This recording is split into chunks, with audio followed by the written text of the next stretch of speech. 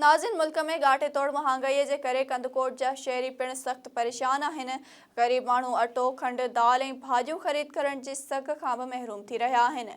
उन हवाले सां SS news reporter Syed Mushtaba Shah खां वधीक अपडेट वठूं था।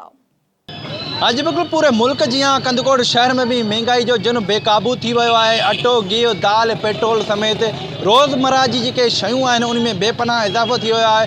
महंगाई जे करे गरीब तबको जो आहे उहो फाका कशी वारी ज़िंदगी गुज़ारण ते मजबूर आहे। मूं सां गॾु शहरी मौजूद आहिनि, अचो त ॻाल्हि ॿोल कयूं। जो दौर आहे, गैस साढ़ा 500 रुपए किलो, अटो 130 रुपए किलो, वञनि काॾे मज़दूर माण्हू काॾे पूरा करे।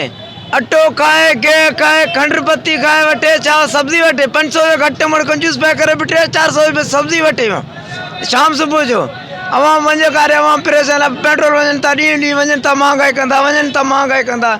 आख़िरकार ख़ुदकशी करणो पवंदो, ग़रीबनि खे कारे वेंदा। ग़रीब 400-500 कमायूं था, असांजी पूरत न आहे। असांजूं जायूं किरी पियूं आहिनि। जॻह में मुंहिंजो पीउ मरी वियो साईं, छा कयूं असां? काॾे वञूं? वेल में ॾसियो त वञूं काॾे? अबा अटो घणे थियो आहे? 150 में अटो थियो आहे, गिहु थियो आहे 500 रुपए में किलो, कमायूं था 400-500 रुपया। इहे सॼा हेॾे भरियूं था त असां ग़रीब माण्हू वञूं काॾे?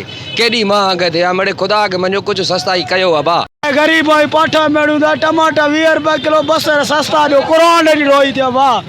गरीब भाऊ गिहु महांगो, चांवर महांगो, अटो महांगो, काॾे वञूं भाई? हे पाठा पिया पिया भाउ। अपील कयूं था ऐं हिन गवर्नमेंट जे पाबंदी करे पाक जे मथां ऐं सस्ता करे। ऐं गरीब माण्हू रोज़ कमाइण 500 रुपया 400 रुपया दिहाड़ी ऐं हुनजो घर नथो हली सघे। असां अपील कयूं था सुप्रीम कोर्ट खे, अदलिया खे, इदारनि खे, सभिनि खे असां इदारे खे महताब कयूं था त इहे महांगाई ख़तमु कनि, ग़रीब आवाम साह खणी सघे।